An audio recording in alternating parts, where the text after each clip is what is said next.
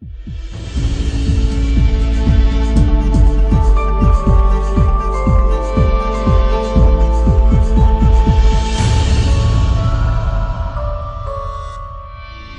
que continua sendo o mesmo. Fazer do homem, da mulher, imagem e semelhança de Jesus Cristo. É por isso que nesse aspecto de redimir conceitos, a gente chega naquele momento de falar, não é que Deus tem um plano para a minha vida especificamente. Deus tem um plano para o ser humano, como um todo. Qual é esse plano? Fazer com que o ser humano seja a imagem e semelhança de Jesus Cristo. Romanos 8, 28, 29 e 30. Você vai ver isso lá. O projeto de Deus, fazer com que eu e você sejamos semelhantes a Cristo. E isso vai envolver toda a nossa vida, todas as circunstâncias, tudo aquilo que a gente vive, decisões, escolhas, caminhos, projetos, sonhos e tudo mais. Deus usa tudo isso para o mesmo projeto que Ele tem. Fazer o seu filho e filha, imagem e semelhança de Jesus Cristo. Então seria muito até reducionista achar que Deus tem um projeto para a minha vida. Deus tem um plano para a minha vida em particular. A gente até pode dizer, qual é o plano de Deus para a minha vida? É esse, me fazer mais parecido com Cristo. E para a tua vida? A mesma coisa. Aquela coisa do Kiko, né? Quem assistiu Chaves antigamente era assim, né? Aritmética ou geometria? Aritmética, sim, e geometria também. Essa coisa. Qual é o projeto de Deus para a minha vida? Me fazer a imagem e semelhança de Cristo. E vocês? Também. Então, em vez de a gente falar dessa coisa pessoal, a gente pode também dizer de maneira geral. Ou, em vez de dizer de maneira geral, a gente pode dizer de maneira pessoal e particular. Mas o projeto continua sendo o mesmo. Ele não altera. O que a gente diz, então, é que as circunstâncias da nossa vida, Deus usa para esse projeto. Mas não dizer que esse é o projeto, porque seria reduzir demais o plano de Deus, que é eterno. Ele não se reduz a essa vida. O projeto de Deus é que eu me case com tal pessoa. O projeto de Deus é que eu faça aquele curso. O projeto de Deus é que eu me mude para essa cidade. O projeto de Deus é que eu tome essa decisão na minha carreira profissional. Essas são circunstâncias que Deus usa para um projeto apenas, de nos fazer mais parecidos com Cristo. Essa é a ideia. Então isso ajuda a gente até a redimir, e essa é a nossa ideia, as circunstâncias da nossa vida.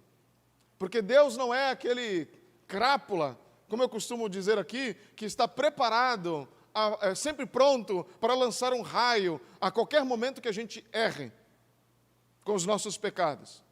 Mas Deus usa isso para nos levar para o projeto dele. A dor e o sofrimento, Deus vai usar isso também para o projeto dele. As angústias, os dramas, os dilemas, Deus vai usar tudo isso para o seu projeto eterno, que é nos fazer cada vez mais parecidos com Cristo. Então a pergunta muda. Então como é que eu posso entender como é que Deus está usando isso que está acontecendo na minha vida hoje para o seu projeto? Esse é o tema dos nossos estudos aqui. O Evangelho para a vida real.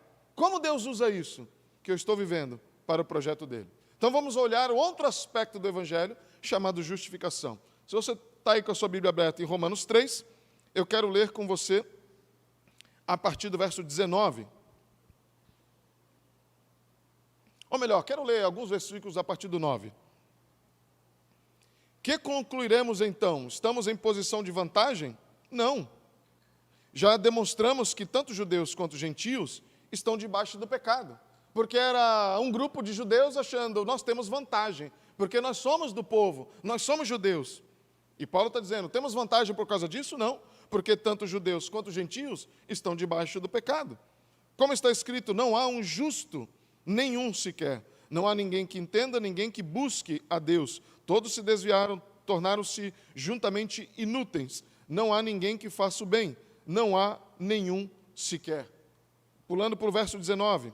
Sabemos que tudo o que a lei diz, o diz aqueles que estão debaixo dela, ou seja, da lei, para que toda boca se cale e todo mundo esteja sob juízo de Deus. Portanto, ninguém será declarado justo, ou justificado diante dele, da lei, baseando-se na obediência a lei diante dele, de Deus, baseando-se na obediência à lei, pois é mediante a lei que nos tornamos plenamente conscientes do pecado. Ou seja, a lei veio apenas para dizer, para que nos tornar claro cada vez mais o que significa errar o alvo daquilo que Deus estabeleceu. É somente para isso, mas não para nos justificar. Mas agora, versículo 21, se manifestou uma justiça que provém de Deus, independente da lei. Então veio uma justiça que é independente da lei, é separada, é a parte da lei, não tem nada a ver com a lei. É o que Paulo está dizendo, que provém de Deus, que está a parte da lei, do qual, ou seja, é uma justiça que não é baseada então numa obediência à lei, mas é uma justiça que vem de Deus, do qual testemunham a lei e os profetas. Justiça de Deus mediante a fé em Jesus Cristo, para todos os que creem. Não há distinção, pois todos pecaram e estão destituídos da glória de Deus, sendo justificados gratuitamente por sua graça, até uma redundância, né? Mais uma ênfase de Paulo, por meio da redenção, que já estudamos semana passada, que há em Cristo Jesus. Deus o ofereceu como sacrifício para a propiciação mediante a fé pelo seu sangue, demonstrando a sua justiça. Novamente, o aspecto da justiça. Em sua tolerância havia deixado impunes os pecados anteriormente cometidos, mas no presente demonstrou a sua justiça, novamente, a fim de ser justo e justificador daquele que tem fé em Jesus. Para entender a justificação, nós precisamos entender alguns aspectos legais da coisa. Então, entendendo o aspecto legal, nós falamos um pouco na semana passada, a nossa ofensa, o nosso delito, ou na linguagem que talvez a gente se ofende em dizer, né? O nosso crime. O que a gente cometeu? O que nós fizemos para que fôssemos, então, condenados?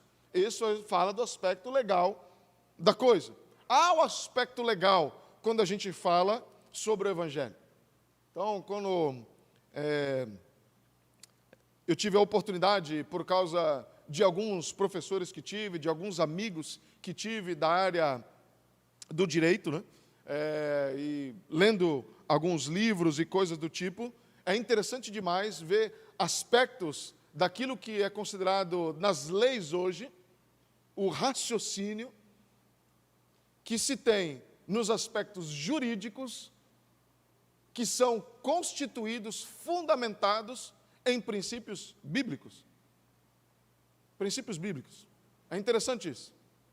Quando a gente fala de lei, quando a gente fala de aspectos jurídicos, nós estamos falando sobre algo que corresponde em contra-eco e muito mais, são fundamentados nas Escrituras. Então, quando se fala de delito, como Paulo fala lá em Efésios, no capítulo 2, verso 1, vocês estavam mortos em vossos delitos, no crime que vocês cometeram, na ofensa que vocês cometeram. Essa é a ideia. Opa, há um delito aqui. Há algo que foi feito que contrapõe uma lei estabelecida. E quando se contrapõe uma lei estabelecida, há a necessidade do pagamento da pena. Alguém tem que pagar o preço, tem que ser condenado. A justiça perfeita. A justiça perfeita, e a gente acha que inclusive é dos homens. Mas há, inclusive no direito, há uma expressão que a justiça plena, perfeita, é quando há restauração do status quo ante. Ou seja, quando há restauração daquilo que se era anteriormente do delito ser cometido. Aí fala, isso é simples. Roubou-se uma caneta. Digamos que essa caneta aqui é do Denison. Aí eu vou e roubo a caneta. Dá a caneta que eu quero roubar. Eu roubei a caneta. E foi, todo mundo aqui viu, roubei a caneta. Agora eu sou julgado. Como é que funciona? As pessoas vão falar, a caneta já era, virou vapor, né? Virou, sei lá, qualquer outra coisa. Aí todo mundo falando, tem que pagar uma pena do crime que cometeu. Tem que pagar também direitos, danos morais e assim por diante, porque tinha um valor sentimental e assim por diante. Aí eu passo prisão perpétua porque eu roubei uma caneta. E eu pago a pena, prisão perpétua, a minha vida inteira. Ou aqueles que vão mais adiante, não, tem que morrer. A pena, né, capital. vai morrer. Ok, tudo por causa de uma caneta, mas beleza. A pergunta é, ainda que ele receba tudo que eu tenho em dinheiro e eu dê a minha vida para pagar a pena, houve a restauração do status quo ante, ele tem novamente a caneta dele? Não, gente, virou vapor. Virou vapor. Ainda que eu devolva. Tá bom, desculpa, vai, perdão, pega a sua caneta. Ai, miserável. Quanto tempo ficou sem a caneta? Eu usei a caneta? Houve danos na caneta? Houve arranhões na caneta? Jamais eu vou ter condições, de fato, de pagar o dano. Então, quando a gente fala de justiça perfeita, gente, é isso que apenas Deus é capaz de fazer. Apenas Deus é capaz de fazer, de restaurar aquilo que era antes. Como é que Deus faz isso? Nesse projeto aqui, gente. Um dia haverá restauração plena. Mas não é na manifestação humana que isso vai acontecer. Ainda que, para que haja no relacionamento social, precisamos de estabelecer regras, leis, para que haja, inclusive, um freio no mal e na maldade nesse mundo. Mas não podemos cair no engano de achar que essa justiça que o ser humano produz é a justiça plena e perfeita. Jamais será. Só Deus é capaz de fazer isso. Pode devolver minha caneta, que ela é minha agora. Agora está me dando, né? Ela se arrependeu de me acusar. Mas é apenas para a gente entender a profundidade quando a gente fala daquilo que é justo e justificado, e justificação. Quando Deus, então, nos declara justos, como nós lemos aqui, ninguém será justificado pela obediência. Ah, então não preciso obedecer? Não é isso que está dizendo. Está dizendo que eu preciso obedecer. Mas ao mesmo tempo que me diz que eu preciso obedecer, me diz que eu sou incapaz de fazer, porque eu sou incapaz de cumprir plenamente todas as leis de Deus. Nossa, em que buraco que eu me enfiei?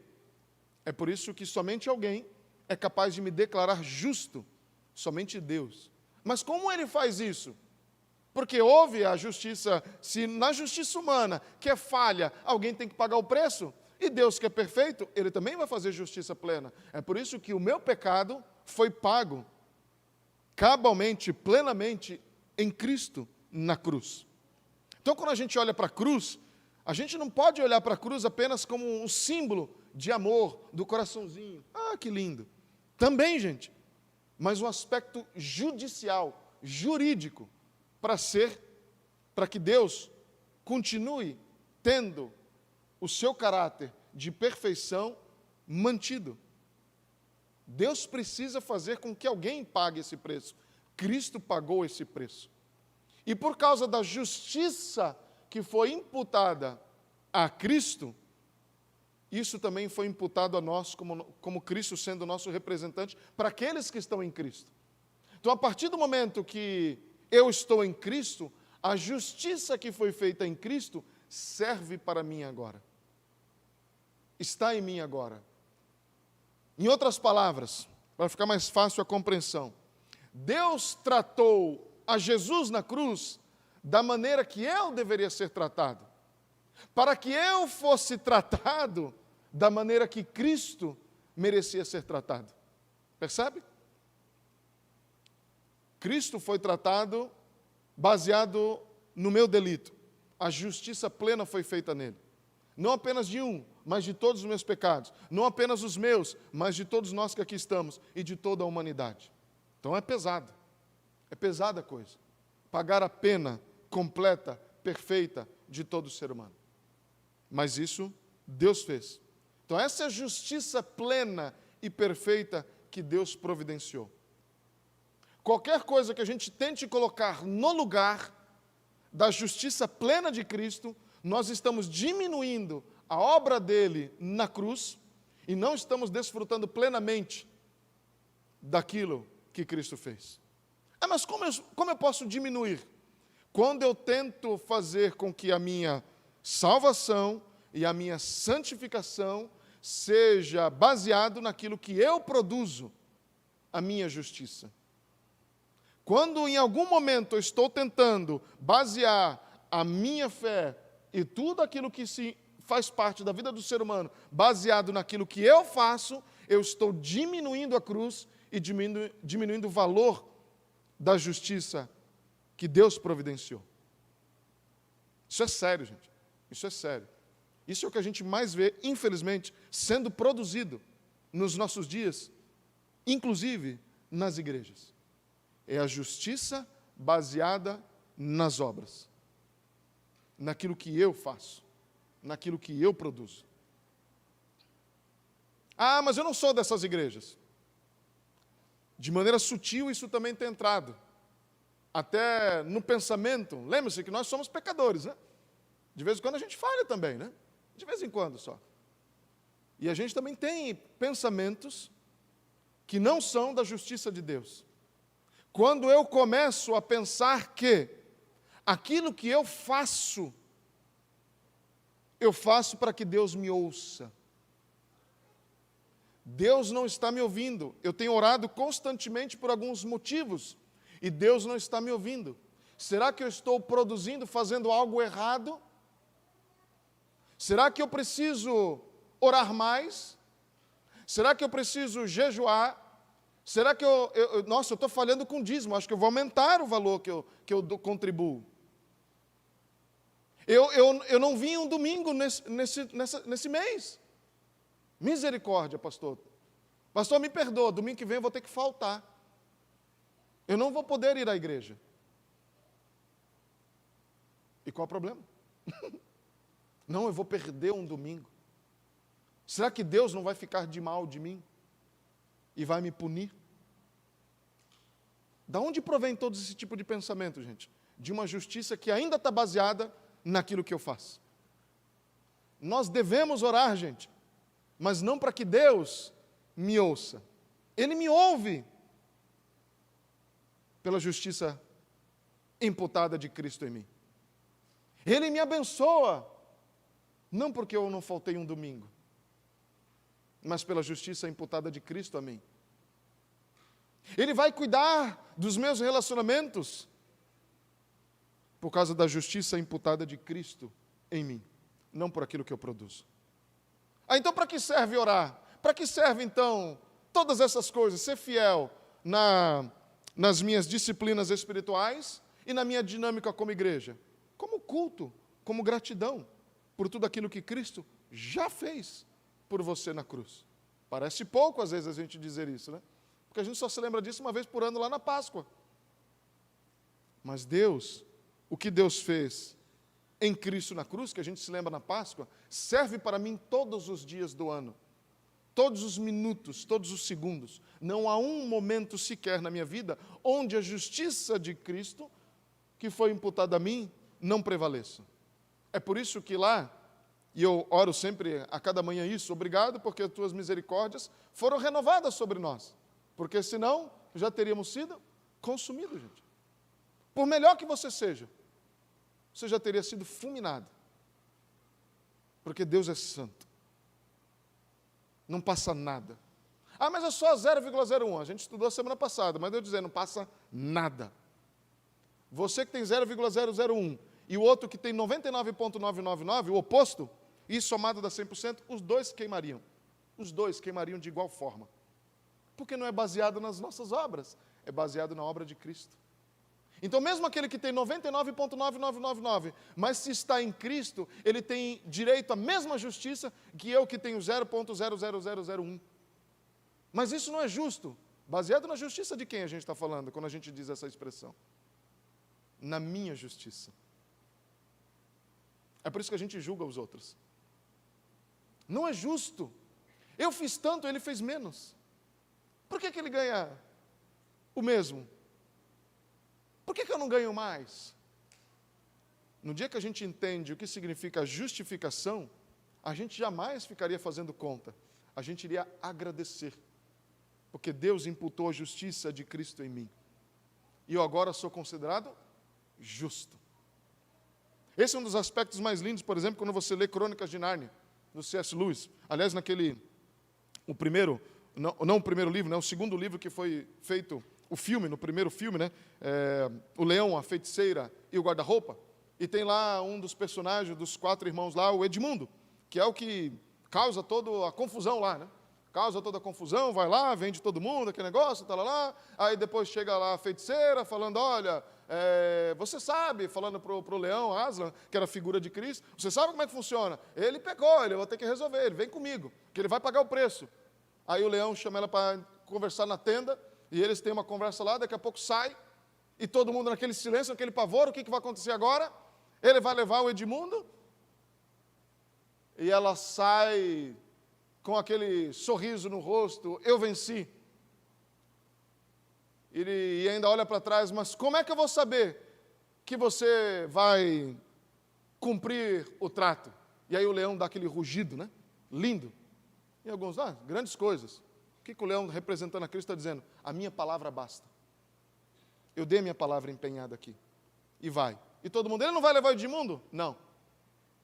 Não vai levar o Edmundo. Mas naquela noite, o leão se entrega como justificativa para o pecado, para a confusão. Porque era assim que dizia na mesa de pedra. Ela só não entendeu que quando o sacrifício acontece, toda uma, como diz no filme, a magia, né, acontece. Mas não é a magia na verdade, né?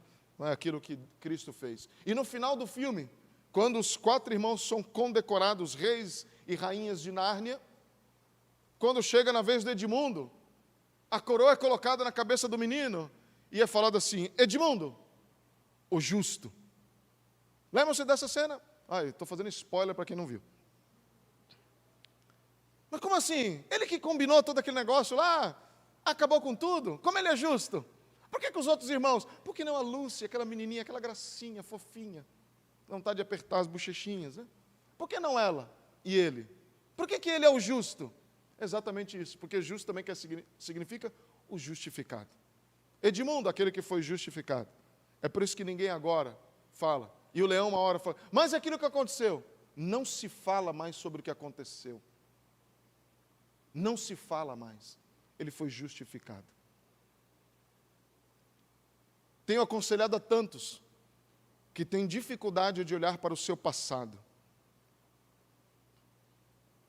Passado que condena. Passado em outros ambientes, seria de apontar o dedo. No ambiente onde reina a cruz de Cristo, esse ambiente não se fala mais sobre aquele assunto. Ele foi justificado. Logicamente, se está em Cristo, e se houve todo o processo de restauração, de redenção, de perdão. E depois que aconteceu, é justificado. Mas não esquece, né? A gente faz questão de lembrar os pecados passados. A gente faz questão de lembrar daquilo que aconteceu. No mínimo erro, a gente lança em rosto. Nós somos assim. Deus não. Deus não. Deus nos olha pela lente de Cristo. E é Ele mesmo que nos lembra que nós somos justificados. É por isso que, a partir do Novo Testamento, nós não somos mais chamados de pecadores. Segundo a teologia de Paulo, nós somos chamados de justificados. Seu pecador miserável. Não, eu sou justificado. E não permita que ninguém te lance em rosto te chamando de um pecador miserável. Porque isso era antes de Cristo. A tua identidade foi renovada, restaurada. Você agora é um justificado. Nem mesmo Ele vai falar. Essa coisa que lá no céu vai passar um filme dos nossos pecados para nos humilhar. Gente, isso não é o Deus do Evangelho. O Deus do Evangelho vai ver a marca do Cordeiro, o sangue. Isso será suficiente. Ele não vai ver quantos cargos eu tinha na igreja, se eu não faltei na IBD, se eu estava presente em todos os domingos, se o dízimo que eu dei, ele não vai ver nada disso, gente. Até porque isso é culto. Isso é culto. É devoção, é gratidão. O que ele vai ver é justiça. O que te faz entrar aqui? Se é que esse diálogo fosse possível. Ok, você está aqui na fila. O que te faz desejar entrar no meu reino? Uma conversa até hipotética, impossível, né? Porque nós já estamos no reino, né? Da perspectiva do Evangelho. Mas, digamos que, o que te faz querer entrar aqui? Fala, não, olha só, e a gente vai ter a nossa lista, né, de coisas que fizemos. Inclusive aqueles pecados, mas eu me arrependi. Você lembra, né? Você lembra, né, Deus, que eu orei aquele dia e me arrependi? Lembro. Mas falou, você não pode entrar. Mas eu me arrependi, não tem problema. Mas aquele monte de coisa certa que eu fiz, não. Não vai entrar. Mas por que aquele outro entrou? Deus, o senhor não sabe. Aquele momento da fofoca, né? Mas eu vou te contar quem é aquele que entrou. Acho que o senhor não está sabendo. É assim que a gente faz na igreja, né? Fulano? Meu Deus. Eu preciso contar para o pastor, acho que ele não está sabendo de algumas coisas. Isso é a nossa conversa, gente, de pecador, né? A parte só do pecador, né? Não do justificado, porque o justificado tem outro pensamento, né? Mas a parte do pecador é assim, olha, eu preciso dizer quem é aquele irmão, quem é aquela irmã. Deixa eu contar um relato para vocês de uma experiência que eu vivi com a minha esposa. Algumas semanas veio um casal aqui, né, nos visitar na nossa ex-igreja lá em Bragança Paulista, que inclusive a mãe tinha sofrido um infarto, graças a Deus está bem, comunicando até a igreja, né? Está bem, fez o cateterismo, colocou um stent, ele mandou uma foto, um negócio sinistro do que rolou lá. Mas ela está bem, graças a Deus. Orar para que Deus alcance agora, né? Fisicamente ela está melhor, mas espiritualmente ela continua na mesma, né? Morta espiritualmente. Mas enfim, quando nós chegamos em Bragança, isso em 2005, e um mês depois teve o retiro de carnaval dos jovens, e 3 meninas foram colocadas no quarto da Sara, e na divisão a gente não conhecia ainda as pessoas, e falaram para a Sara, está vendo aquelas 3 meninas ali? Elas são do seu quarto, elas estão no seu quarto, falou para mim e para a Sara, né? E é no quarto dela, falou, aquela ali são as ovelhas negras da igreja, aquela ali são as laranjas podres da igreja, que a gente gostaria, inclusive, de exterminar. E colocaram no quarto da Sara. A gente estava acabando de chegar na igreja. Né? Falei, ok. É assim que as pessoas pensam. Igreja, gente, igreja. Comentário de igreja, isso. Gente crente. Tudo crente, gente. Tudo crente. Tudo levanta a mão no domingo e fecha o olho. Oh. Ah, aquela ali, não presta não, viu? Aquela ali é laranja podre, ovelha negra. Pela graça de Deus, não nos colocando na posição no pedestal, mas é graça de Deus mesmo. Caminhamos com aquelas meninas e com todos os outros. Como eu falei, né, Deus não me chamou para ser polícia moral, Deus me chamou para ser pastor. A gente vai pastorear, cuidar, confrontar quando tem que confrontar, mas cuidar. Cuidamos daquelas meninas, e dela especificamente cuidamos, adolescente, começou a namorar, ajudamos no namoro, ajudamos no noivado, no casamento, aconselhamentos múltiplos e tal. Estão lá, firme e forte, agora com 2 filhas, e vieram nos visitar. Inclusive, a segunda filha chama-se Sara. Vocês já podem imaginar o porquê. Não para a nossa glória, gente. Porque foi a graça de Cristo, a justiça de Cristo imputada naquelas meninas. Que para muitos deveria ser cortada, tesourada. Precisamos ainda muito entender o que significa a justiça imputada de Cristo em nós. Porque o mesmo olhar que eu tenho para aquelas meninas que estavam com um comportamento totalmente inadequado, sim, mas elas eram carentes da mesma graça que eu sou carente, a mim que estou apontando o dedo, de igual forma. Eu tenho muita dificuldade com legalistas, os irmãos já perceberam isso. Porque geralmente os legalistas, eles têm algo a esconder. Eles estão mudando o foco do olhar das pessoas. Para esconder muita coisa que tem lá dentro. Que precisa ser tratada ainda. Tenho muita dificuldade com gente legalista. Muita mesmo. Muita. Gente que gosta de ver. Mas está na lei aqui, ó. Cristo não fez isso. Aliás, Cristo, quando chegou aquela mulher adúltera, pessoa querendo jogar pedra. Mas a lei! Vocês querem conversar baseados na lei? Então vamos. Então vamos conversar. Vamos ter essa conversa. De homem para homem, vamos ter essa conversa. Quem aqui não tem pecado, atira a primeira pedra. Eu sempre faço essa pergunta. De quem Jesus estava falando? Daqueles fariseus ali, daquele pessoal que queria tacar pedra. Não, Jesus está falando dele mesmo. Porque qual a única pessoa naquela conversa que poderia tacar pedra, que não tem pecado? Jesus. Jesus não está falando de ninguém ali, a não ser dele mesmo. Quem não tem pecado que atire. E Jesus falando, eu não vou tacar pedra. Aí os homens foram saindo, devagarzinho, cada um, como a gente diz, com o rabinho entre as pernas, porque estavam devendo bastante. Ah, então Jesus passa a mão no pecado de todo mundo? Não. Ele também teve uma conversa com a mulher. E ele bem sério olhou para aquela mulher. Vá e abandone, porque a ideia do grego original é isso, abandone esta vida de pecado. Abandone a vida de prostituição. Abandone. Foi uma ordem que Jesus deu para aquela mulher. Ah, sim. Então Jesus não passa a mão no pecado das pessoas. Jesus confronta, mas não baseado na lei. Jesus olha no olho daquela mulher, abraça, acolhe e fala, agora você sabe a vida que você tem que levar. Você não foi justificada pela tua obediência, porque você é incapaz, já demonstrou isso. Mas você está sendo justificada por aquilo que eu estou fazendo e ainda haveria de fazer na consumação da cruz. Isso é justificação, gente, naquele aspecto prático da coisa.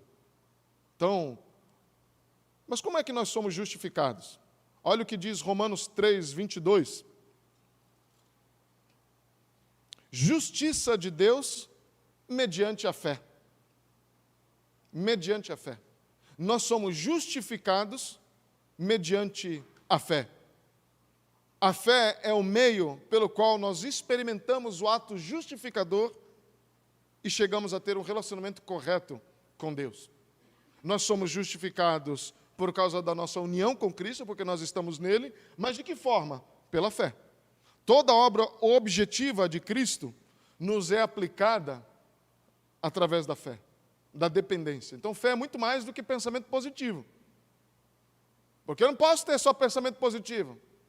Não, vai dar tudo certo lá naquele dia, vai dar tudo certo, vai dar tudo certo. Não, gente, eu preciso depender única e exclusivamente daquilo que a gente está falando aqui, de que Cristo, de fato, na sua obra consumadora da cruz, me redimiu, me perdoou e legalmente eu sou justificado. Eu preciso acreditar e depender toda a minha vida nisso. Isso é fé, gente. Não é dizer para mim mesmo no espelho, no meu pensamento, não vai dar tudo certo, porque não vai dar, viu, gente? Pensamento positivo não é isso. Não é fé. E aí depois ele fala, 28, concluímos, pois, que o homem é justificado pela fé, independente das obras da lei. Independente das obras da lei. Gálatas 2,15, eu vou ler, diz assim, nós judeus de nascimento e não gentios pecadores, sabemos que ninguém é justificado pela prática da lei, mas mediante a fé em Jesus Cristo. Assim nós também cremos em Jesus Cristo para sermos justificados pela fé em Cristo, e não pela prática da lei, porque pela prática da lei ninguém será justificado. Olha como Paulo, em 2 versículos, ele enfatiza por 3 vezes isso. Se Paulo, as cartas de Paulo passassem por qualquer editor de livros hoje, seria tesourado. Porque o editor não curte a repetição de palavras, né?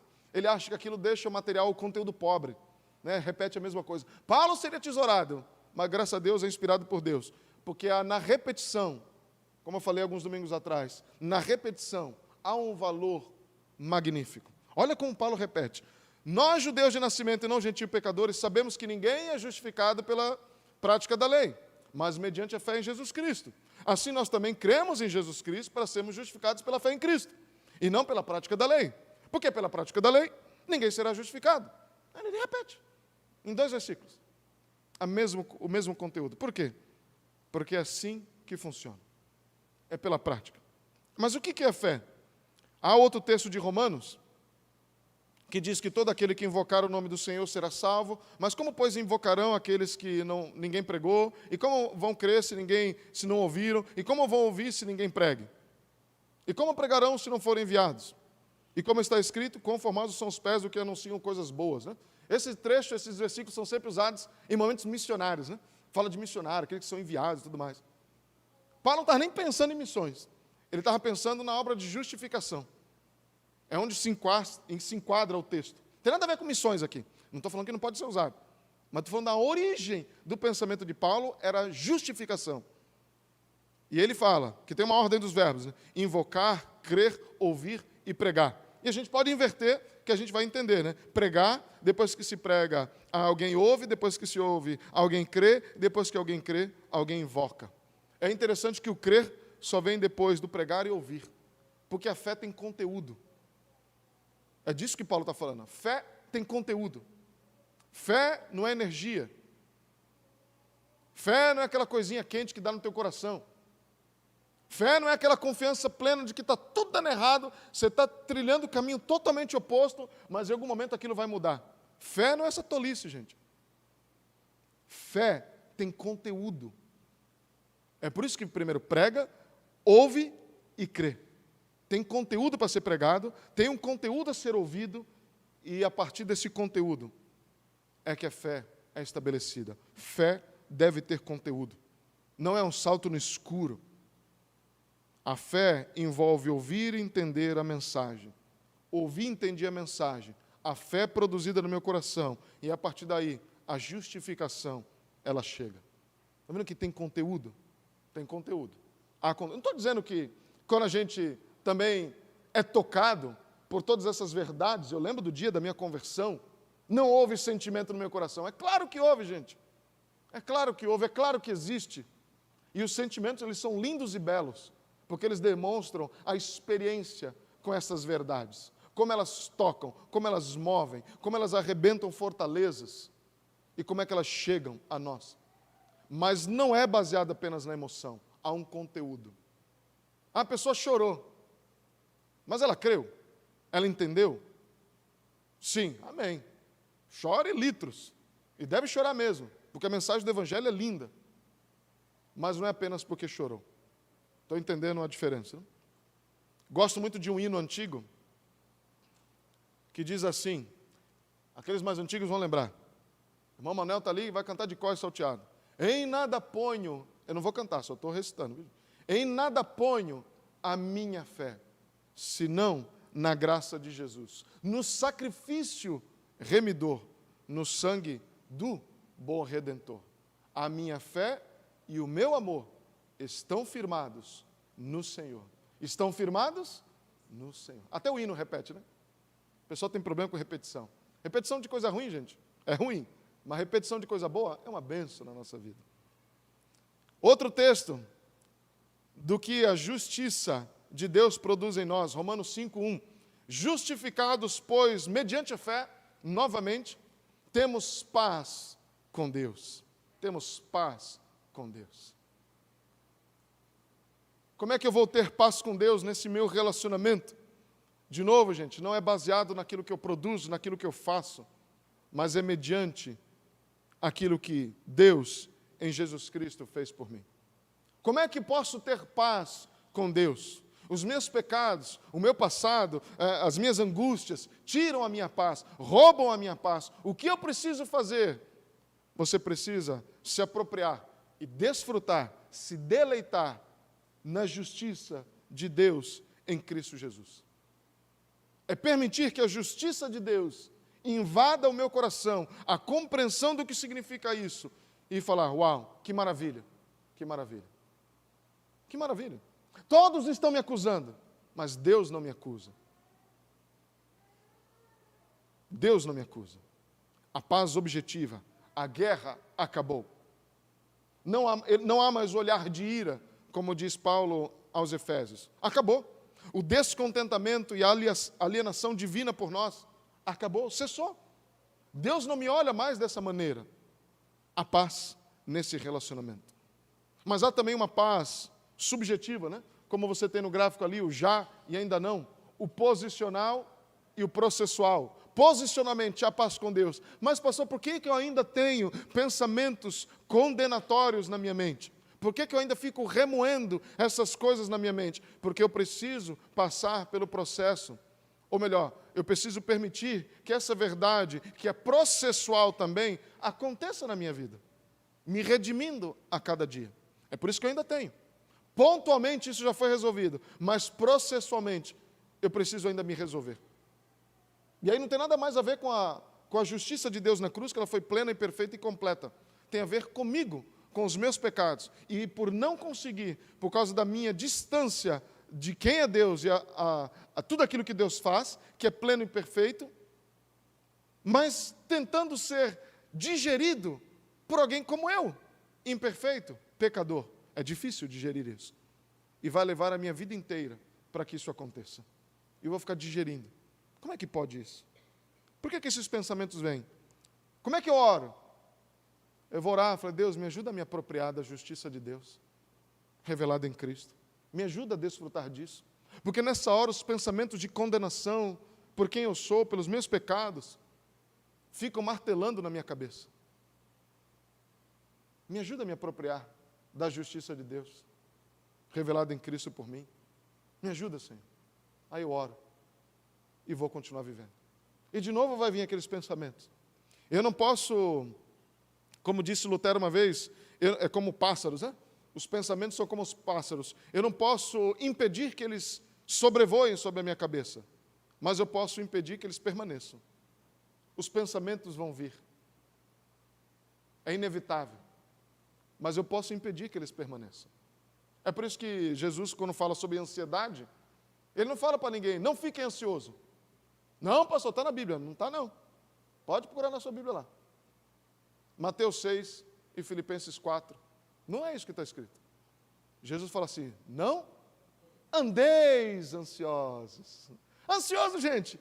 Você tem uma segunda-feira que vai ser sinistra, um monte de coisa vai acontecer. Está tudo dando errado, fim de semana, banco fechado, um monte de coisa. É só na segunda-feira, você fala, não vou conseguir nem dormir. Normal, gente. Normal. Eu lembro quando a gente estava voltando da Itália para cá, em menos de 12 horas o nosso voo foi cancelado. Estávamos sem casa, já não tínhamos mais carro, já tínhamos vendido todas as nossas coisas, nós só tínhamos as malas. Aí o nosso voo foi cancelado. Eu falei, e agora? Não mais voos diretos da Itália para com o Brasil. Eu falei, e agora? Eu falei, como é que a gente vai fazer?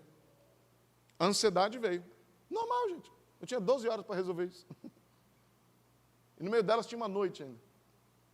Deus, na sua infinita graça e misericórdia, resolveu a situação. Resolveu a situação. Conseguimos outra companhia. Eu tive o reembolso da Alitalia, um negócio assim absurdo, em menos de 24 horas. E com aquele mesmo dinheiro do reembolso, eu comprei outra passagem e paguei menos ainda. Deus resolve. Mas eu lembro que a ansiedade tomou conta. Eu estava indo no almoço com um pastor amigo meu lá, o Renê, acho que o Isaías teve conversa com ele. Estava no almoço com ele para me despedir e tal, conversa, quando eu recebi a mensagem. Ele falou, Luiz, e agora? Eu falei, não sei, vamos orar então. Eu falei, ora pela comida e ora por esse negócio aí. Aí ele orou. Orou mais pelo negócio, pela comida, né? Porque a comida já estava meio indigesta naquele momento. Como almoçar naquela hora? Mas Deus resolveu. Mas tinha os profetas de plantão que me mandaram mensagem. Falei assim, Luiz, não fica ansioso. Filipenses 4, vai dar uma lida. A gente ouve cada coisa, gente. Vai ler Mateus 6. Eu falei, meu Deus. Tudo que eu queria era alguém que falasse assim, pastor, eu estou orando por você. Luiz, eu estou orando por ti.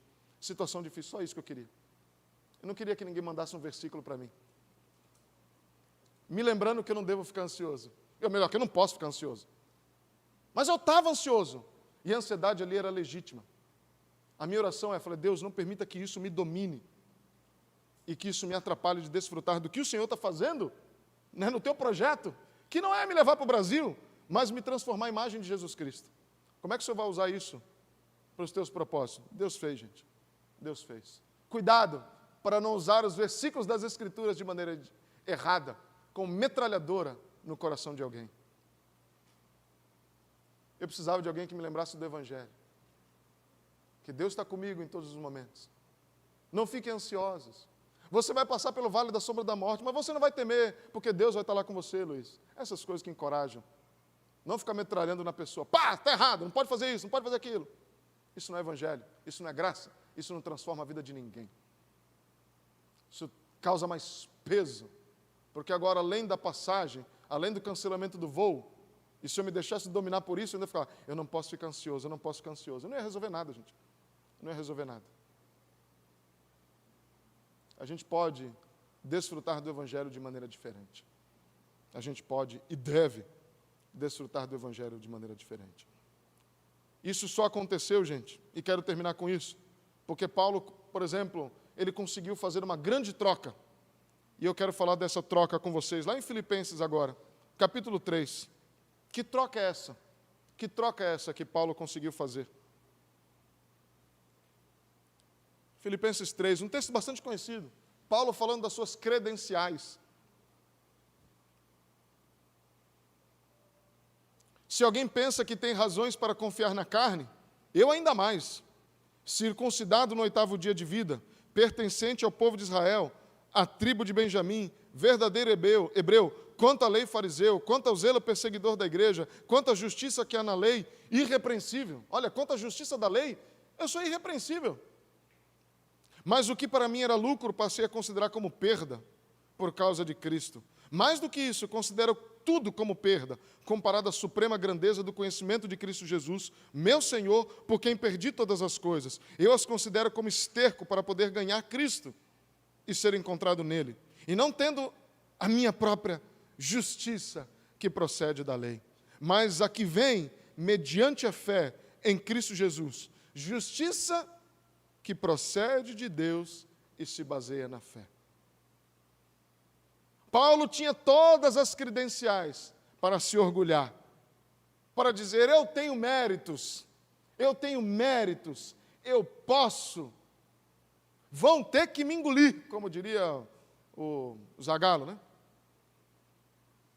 Ele tinha. É interessante que diz aí, o que para mim era lucro, passei a considerar como perda. Daquelas palavras dificílimas de se interpretar. A palavra perda, que significa literalmente lançar no mar.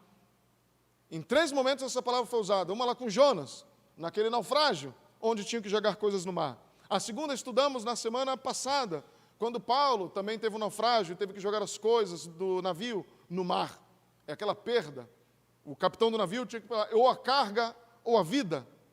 E naquele dilema ético, eu vou ficar com a vida, eu vou lançar no mar, eu vou perder para ganhar. Essa é a ideia aqui. Paulo olhou para tudo isso e ele falou, é perda, eu vou jogar no mar, não me serve. E joga fora. Por quê? Porque ele tinha algo muito melhor. Alguém só joga fora no mar quando tem um propósito muito maior. Porque existem vidas no dilema ético. Tem vidas aqui. E a vida é mais importante do que coisas. Então eu vou jogar fora. Eu vou lançar no mar. Mas talvez nessas ilustrações a gente sempre perde, né? Porque mesmo lançando no mar, tinham coisas preciosas de valor, sentimental, quem sabe, e até financeira. A gente joga com peso na consciência. A gente joga com dó. A gente joga, mas fica lembrando. Vou perder aquilo. Mas tá bom, é para a vida. Vou perder aquilo, mas eu vou viver. Mas a gente vai tentar até o último minuto conciliar as duas coisas. Mas Paulo vai dizer aqui, eu considerei como perda.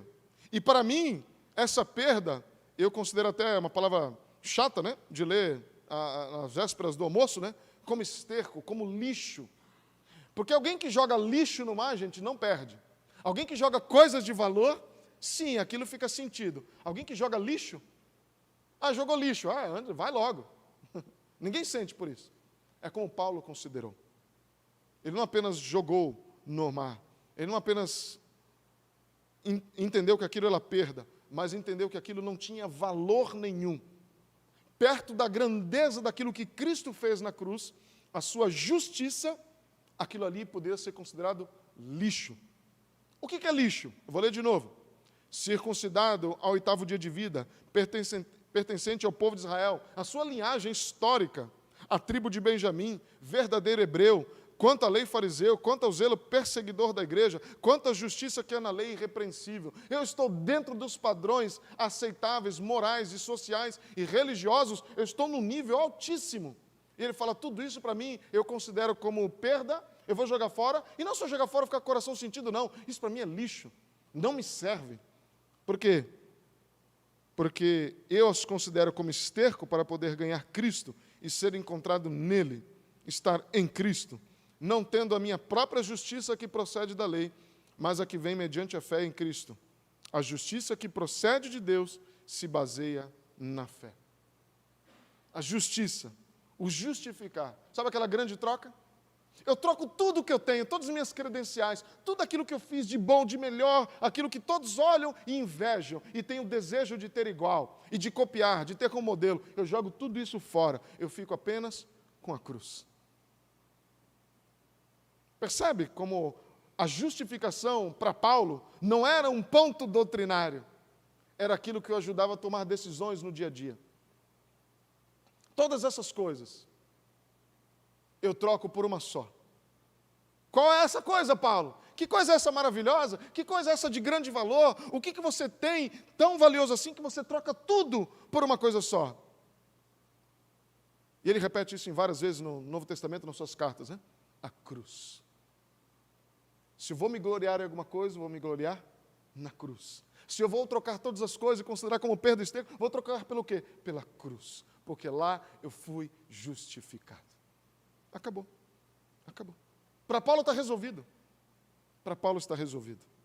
A pergunta é, será que a gente consegue chegar nesse ponto de abandonar todas as coisas e falar, eu só preciso de uma, a cruz. Eu só preciso de uma. Sabe aquilo que vai resolver a minha segunda-feira?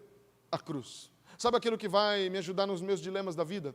A cruz. Sabe aquilo que vai estar diante de mim, aplanando meus caminhos e o meu futuro? A cruz. Sabe aquilo que vai restaurar os meus relacionamentos? A cruz. Sabe aquilo que vai me dar esperança para o amanhã e não temer o amanhã? A cruz. E assim por diante. Poderia ficar a manhã inteira aqui falando. Você poderia falar de todos os teus dilemas. E sabe aquilo que vai resolver? A cruz. A cruz. Porque o maior dilema já foi resolvido. Você foi justificado. E para Deus, não se fala mais nisso. Acabou. Simples assim. É por isso que quando a gente entende essas coisas, o nosso culto muda, né? O nosso culto muda. Não há como a gente falar do Evangelho e isso não mexer com a gente, o nosso culto ser igual. Sabe por que de vez em quando a gente fala que o culto foi mais um culto? É porque o nosso coração não está no Evangelho. Porque quando o nosso coração está no Evangelho, a gente é relembrado durante o culto de uma verdade apenas do Evangelho, o nosso coração pulsa, vibra, e dá vontade de pular, dá vontade de ajoelhar, dá vontade de levantar a mão, dá vontade de não fazer nada, ficar em silêncio, só em oração. Faça o que você entender que tem que fazer, mas não pense em quem está do lado. Pense na presença de Deus, naquilo que Ele... E a maneira que você quiser expressar isso, expresse. Expresse. Expresse. É isso que muda. É por isso que muitos cultos, para muitos, é apenas um culto. É apenas um culto. É só mais um culto. É só mais um culto. Hoje, foi mais um culto. Foi legal. É porque o nosso coração não estava no Evangelho. Porque se estivesse lá, eu agradeceria todos os dias. Porque qualquer pena... Eu tive uma experiência de um rapaz que certa vez encontrou num restaurante, um juiz que tinha julgado uma causa daquele homem. Ele fez questão de se levantar do lugar e ir lá cumprimentar o juiz. Ele falou, muito obrigado mais uma vez. Quem é você? Você lembra de mim naquele caso? Eu disse, assim, muito obrigado. Ele fez questão de se levantar, ir lá até o juiz e agradecer porque julgou favorável a causa dele. É isso que move as pessoas. E a gente tem dificuldade de conversar com Deus que nos declarou justos. Nos deveria fazer nos mover, levantar. Termino com uma história de 2 homens que, coincidentemente, estavam ajoelhados ao lado, na frente da mesa, né, do Senhor, da ceia. E ali estava um homem que tinha sido condenado e havia pagado a pena de prisão por 5 anos. E do lado dele estava o juiz que o havia condenado, e os 2 estavam ajoelhados, diante da mesa do Senhor, agradecendo pela obra de Cristo. Depois do culto, o pastor perguntou àquele juiz, você sabe quem era aquele homem que estava do seu lado ajoelhado? Eu falei, eu sei. Foi eu que julguei a causa, foi eu que o condenei. Aí ele falou, milagre do Senhor, né? Ele falou assim, de quem você está falando? Aí foi do rapaz. Eu falei, não, milagre sou eu. Tive uma boa família, uma boa escola, uma boa educação, estudei na melhor escola, me formei, fiz concurso, passei em primeiro lugar, moro no melhor condomínio da cidade, meus filhos estão estudando na melhor escola e tal, e assim por diante. Aquele homem não teve a mesma sorte que eu tive. mas diante da mesa do Senhor nós somos iguais. E eu fico feliz de ter estado ao lado dele. Porque na vida dele parece que é muito mais evidente o perdão e a justiça de Cristo imputada sobre ele. Na minha vida parece que não. E eu luto com isso ainda. Por não me achar merecedor. Percebe? Maneiras diferentes de se analisar. É por isso que Keller um dia vai dizer, não há ninguém tão bom que não precise da graça de Deus. E não há ninguém tão ruim que não possa merecê-la. Justiça de Deus. Onde é que você está? Você já fez essa troca? Da tua justiça para a justiça de Deus? Isso tem movido o teu culto, isso tem movido a tua adoração, isso tem te ajudado nas decisões do dia a dia, nas escolhas. Que momento apropriado para a gente colocar tudo isso na presença de Deus.